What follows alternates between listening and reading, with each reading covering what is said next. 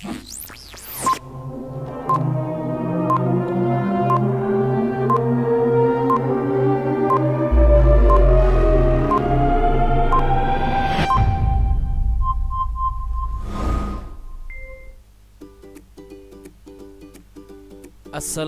warahmatullahi wabarakatuh. Salam olahraga. Bertemu kembali dengan Ustadz Hafiz. Hari ini kita belajar PJOK. Hari ini kita akan membahas materi baru, teman-teman. Kita akan masuk ke pembelajaran 9, yaitu membahas tentang pemeliharaan diri. Diri ini harus dipelihara ya. Dari apa, Ustadz? Dari segala macam penyakit. Nah, sebelum kita bahas panjang dan lebarnya, kita lakukan berdoa terlebih dahulu, sehingga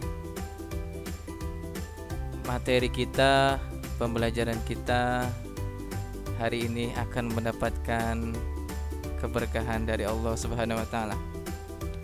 Untuk itu, teman-teman silakan membaca doa sebelum belajar di dalam hati ya. Ustadz akan memberikan aba-aba ya. Berdoa dimulai.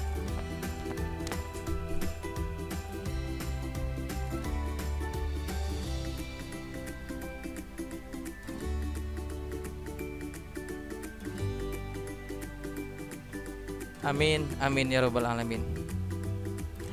Oke teman-teman, hari ini semuanya semangat. Semangat? Oke, mudah-mudahan semangat. Kalau tidak semangat, jangan lupa untuk melakukan tepuk semangat. Masih ingat tepuk semangat SD Italuswa? Harusnya masih ingat. Ada berapa macam? Ada 3 macam. Silakan praktekkan. Dan jangan lupa buat videonya, biar teman-teman yang lain bisa mengingat kembali tepuk semangat SD Taluswa.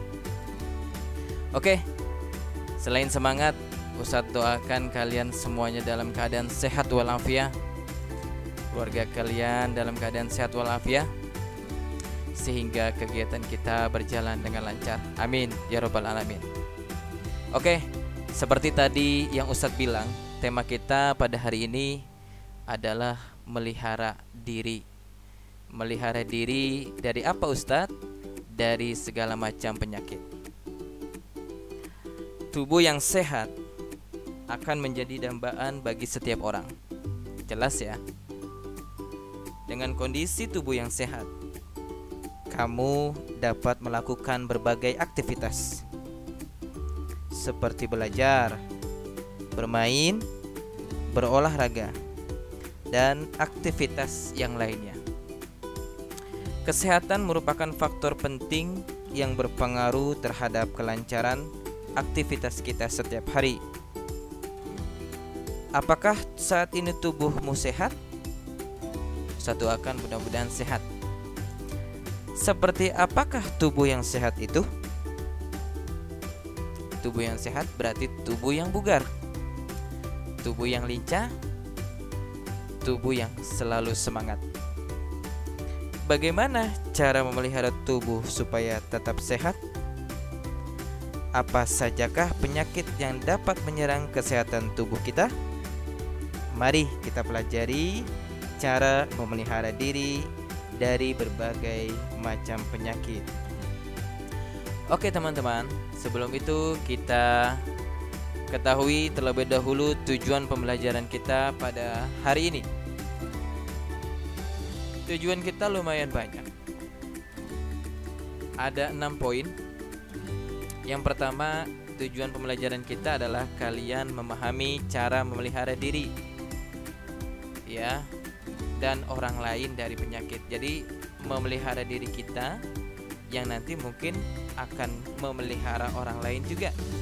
Karena mungkin ketika kita sakit, kita tidak akan menularkan penyakit ini kepada orang lain. Seperti kondisi kita saat ini yang sedang COVID-19. Teman-teman yang terinfeksi COVID-19, jangan merasa khawatir, jangan merasa terkucilkan. Semua itu sudah takdir dari Allah Subhanahu wa taala. Tapi ingat, ketika kita sudah terinfeksi, maka kita berusaha semaksimal mungkin supaya tidak bisa menularkan kepada orang lain, alias memutus rantai COVID-19 pada diri kita saja. Apalagi orang lain itu yang kita maksud adalah keluarga kita, orang-orang terdekat kita. Oke? Itu tujuan pertama pada pembelajaran hari ini. Yang kedua, memahami penyakit menular dan penyakit tidak menular. Yang ketiga, membedakan penyakit menular dan penyakit tidak menular. Dan yang keempat, menghindari penyakit menular sejak dini. Yang kelima, menjelaskan akibat dari penyakit menular dan tidak menular. Dan yang keenam, memelihara diri dari penyakit menular dan tidak menular. Tujuan utama kita pembelajaran 9 ini, dari semua tujuan yang Ustadz sebutkan, tujuan utamanya adalah kita berdoa kepada Allah Subhanahu wa taala supaya kita dijaga dan kita dapat memelihara diri kita dari penyakit-penyakit jasmani dan penyakit-penyakit rohani. Oke semua teman-teman, kita lanjut saja. Cara pemeliharaan diri dari penyakit. Pertama, yang harus kita lakukan supaya diri kita ini tetap sehat, ya, kita harus memahami istilah atau ungkapan mencegah lebih baik daripada mengobati, atau kita bisa katakan dengan yang lain, yaitu menjaga lebih baik daripada mengobati. Maksud ungkapan tersebut adalah sebaiknya kita melakukan pencegahan terhadap datangnya suatu penyakit, karena mencegah itu lebih mudah daripada mengobati penyakit tersebut. Salah satu cara mudah untuk memelihara kesehatan adalah dengan menerapkan pola hidup sehat. Dengan menerapkan pola hidup sehat, kita dapat terhindar dari berbagai serangan penyakit. Nah, seperti apakah pola hidup sehat itu? Apakah kamu sudah menerapkan pola hidup sehat? Mari kita pelajari bersama. Menerapkan pola hidup sehat bertujuan agar kesehatan kita tetap terpelihara dan terhindar dari berbagai macam penyakit. Kita sudah diberikan karunia yang tak terhingga oleh Allah Subhanahu wa taala berupa tubuh yang sehat. Dari ujung rambut sampai ujung kaki, alhamdulillah Allah berikan nikmat sehat kepada tubuh kita. Sebagai ungkapan rasa syukur kepada Allah, kita harus menjaga apa yang telah Allah berikan kepada kita. Cara menjaga pemberian Allah yaitu dengan menjaga kesehatan tubuh ini dengan menerapkan pola hidup sehat. Pola hidup sehat adalah segala usaha untuk menerapkan kebiasaan baik dalam menciptakan hidup yang sehat dan menghindarkan diri dari kebiasaan buruk yang dapat mengganggu kesehatan. Kebiasaan baik yang dapat kita lakukan setiap hari untuk menghindarkan diri dari penyakit di antaranya sebagai berikut. Nah, di sini Ustadz membaginya menjadi 4 macam. Yang pertama adalah konsumsi makanan, buah, air yang cukup. Yang kedua, olahraga secara teratur. Yang ketiga, istirahat atau tidur yang cukup. Dan yang keempat dalam pola hidup sehat adalah hindari kebiasaan yang dapat merusak badan. Oke, mari kita masuk ke pembelajaran yang pertama atau bagian yang pertama. Tapi sebelum itu, Ustadz ingin menampilkan video mengawali hidup sehat. 6 langkah cuci tangan. Basahi kedua tangan terlebih dahulu dan gunakan sabun secukupnya. Ratakan sabun dengan menggosok kedua telapak tangan. Gosok kedua punggung tangan secara bergantian. Gosok sela-sela jari tangan. Gosok bagian dalam jari dengan posisi jari tangan saling mengunci. Gosok dan putar ibu jari bergantian. Gosok memutar ujung jari tangan secara bergantian. Bilas dengan air mengalir. Keringkan dengan tisu atau handuk. Kemudian matikan keran dengan tisu atau handuk yang sudah digunakan. Lakukan langkah-langkah mencuci tangan selama 40-60 detik jika menggunakan air dan 20 hingga 30 detik jika menggunakan hand sanitizer. Ini kata dokter tentang cara mencuci tangan.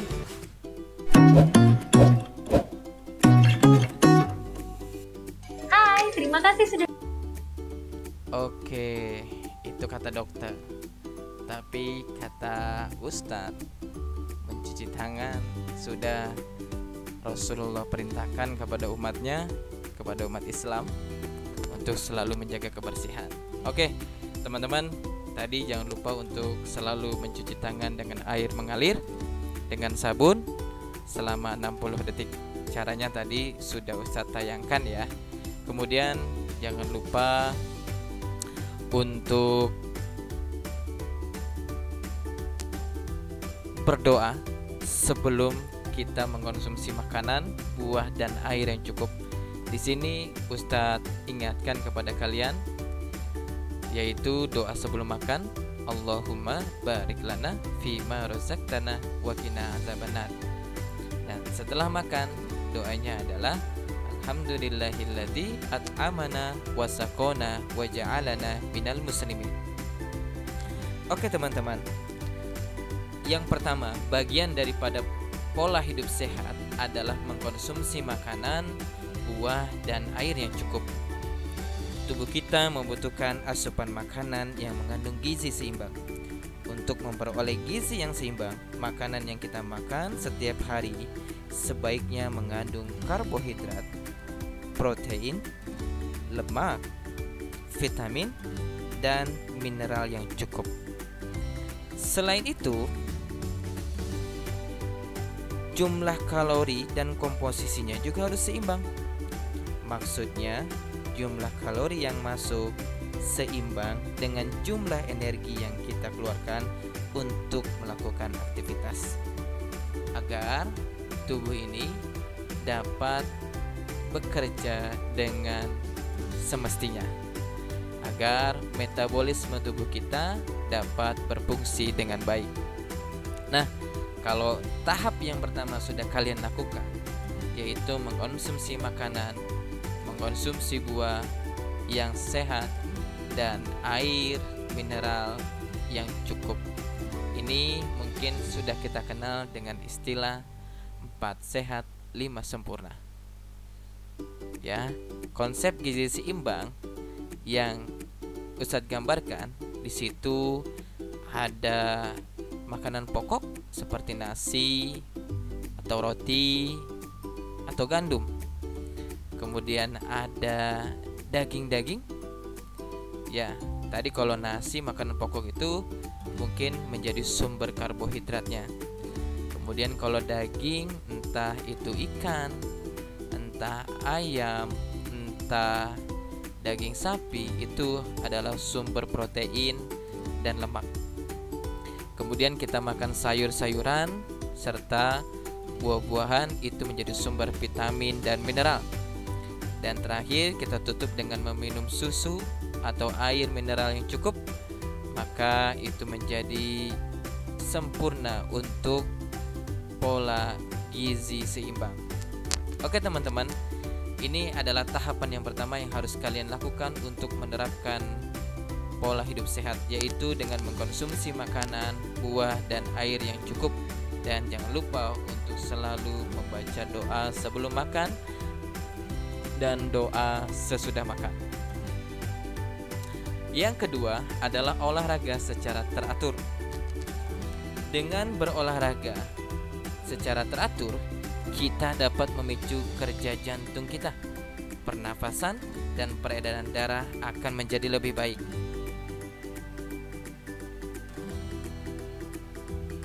Kita tidak perlu melakukan olahraga yang berat untuk hidup sehat. Contohnya seperti mengangkat beban yang berat sehingga bukannya sehat, malah akan cedera. Yang penting tubuh bergerak secara keseluruhan sehingga keringat bisa keluar. Sebaiknya kita lakukan olahraga secara teratur dan berkesinambungan. Kita dapat memilih olahraga yang ringan, murah, dan mudah kita lakukan. Misalnya, kita dapat berolahraga dengan cara berjalan, berlari, bersepeda, senam, atau bermain sepak bola. Jadi, jangan lupa untuk melakukan olahraga kecil di pagi hari. Tetap semangat. Ini adalah pola hidup sehat yang kedua, yaitu olahraga secara teratur. Jangan lupa ya. Yang ketiga, yaitu pola hidup sehat yang ketiga adalah istirahat atau tidur yang cukup. Tubuh yang selalu beraktivitas perlu mendapatkan istirahat yang cukup. Istirahat yang paling baik adalah ketika tidur. Tidur yang cukup dapat meningkatkan daya tahan tubuh dan energi, sehingga akan menghindari diri kita dari berbagai penyakit.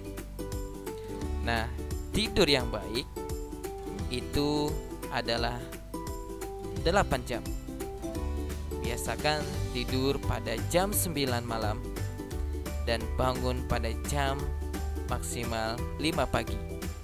Sudah waktunya subuh ya. Jangan lupa untuk sholat subuh. Nah, dan jangan lupa juga untuk membaca doa sebelum tidur, yaitu Bismika Allahumma ahya wa bismika amut, dan doa bangun tidur. Alhamdulillahilladzi ahyana ba'dama amatana wa ilaihin nusur. Nah, ini adalah pola hidup yang ketiga, yaitu istirahat atau tidur yang cukup. Jangan lupa, jangan sampai lupa untuk istirahat. Dan yang terakhir, pola hidup sehat yang bisa kita terapkan adalah menghindari kebiasaan yang dapat merusak badan. Ada beberapa kebiasaan yang dilakukan orang di sekitar kita yang dapat merusak badan mereka sendiri, tetapi efeknya bisa merusak badan kita juga. Ya, seperti hindarilah orang yang merokok, karena dapat membuat kita menjadi perokok pasif. Perokok pasif itu adalah orang yang tidak merokok, tapi menghisap asap rokok dari orang sekitarnya yang merokok. Nah, dia akan terponis penyakit-penyakit yang diderita oleh orang yang merokok. Alah, kalau Ustadz boleh bilang, orang perokok pasif itu mungkin bisa lebih bahaya dampaknya terhadap kesehatan dirinya daripada orang yang merokok. Untuk itu maka kita hindari ya orang-orang yang merokok, apalagi kita menjadi perokoknya. Maka secara tidak langsung mungkin kita akan membuat orang di sekitar kita menjadi sakit. Ya, maka sayangilah diri kita dan sayangilah orang-orang yang kita cintai di sekitar kita. Begitupun dengan minuman keras. Hindari ya, jangan meminum makanan atau minuman yang beralkohol yang dapat memabukkan. Di dalam agama Islam, minuman keras itu diharamkan, dan air minuman keras itu hukumnya najis, Jadi kalau kita terkena air minuman keras, maka segera dicuci. Kalau baju berarti bajunya dicuci. Kalau tubuh kita seperti tangannya dicuci agar najisnya hilang. Ya, barangnya saja sudah najis, apalagi kalau nanti kita minum, maka tubuh kita ini bisa menjadi najis. Ya, teman-teman. Jadi hindarilah minuman keras. Jangan sekali-kali dicoba. Dan yang ketiga, kebiasaan yang dapat merusak badan sekarang itu bertambah menjadi penggunaan gadget. Ini karena kita berada di dunia anak-anak, maka Ustadz ingin mengingatkan dan mengajak kalian untuk sadar dalam penggunaan gadget di setiap harinya. Ustadz mengetahui bahwa pembelajaran kita saat ini adalah PJJ, di mana kita membutuhkan gadget dalam setiap aktivitas pembelajaran, tapi kita juga perlu mengingat penggunaannya seperti apa. Oke teman-teman, itu adalah pola hidup sehat yang keempat, yaitu menghindari kebiasaan yang dapat merusak badan. Nah, untuk tugas, jadi sampai sini dulu kita pembahasan pembelajaran 9. Nanti akan Ustadz lanjutkan di part kedua. Nah, sebelum nanti part kedua Ustadz bahas, kalian akan membuat tugas, yaitu kirimkan foto kalian ke Google Classroom ketika kalian satu foto dengan makan makanan bergizi, entah di pagi hari, di siang hari, atau di malam hari. Cukup satu foto saja ya, foto dengan makanan bergizi. Ya, kalian sedang makan, kemudian pose foto dengan makanan bergizi. Kemudian jangan lupa untuk difoto juga berolahraga di pagi hari, entah itu kalian melakukan pemanasan, atau berjalan kecil, atau berlari kecil. Nah, dan yang ketiga, foto juga jadwal kegiatan kalian dari bangun tidur sampai tidur di malam hari. Nah, untuk yang ketiga, berarti kalian akan membuat jadwal terlebih dahulu. Tulis, aku bangun jam 5 pagi. Aku mulai dengan sholat subuh. Setelah sholat subuh jam 6.30 aku merapikan tempat tidur. Terus kamu tulis jadwalnya sampai kegiatan terakhir, yaitu tidur di malam hari. Oke, sampai sini dulu ya pembelajaran kita pada hari ini. Semoga pola hidup sehat ini dapat kita terapkan di kegiatan kita sehari-hari, dan semoga sehat itu menjadi satu dambaan kita, satu kebutuhan kita untuk selalu hidup sehat, dan menjadi suatu keistimewaan kita bahwa sehat itu mahal, bahwa sehat itu penting, bahwa sehat itu adalah suatu anugerah yang besar yang Allah berikan kepada kita semua. Oke teman-teman, sampai ketemu di part kedua pembahasan tentang penyakit menular dan penyakit tidak menular. Dari Ustadz cukup sekian, kurang lebihnya mohon maaf. Wassalamualaikum warahmatullahi wabarakatuh. Salam olahraga.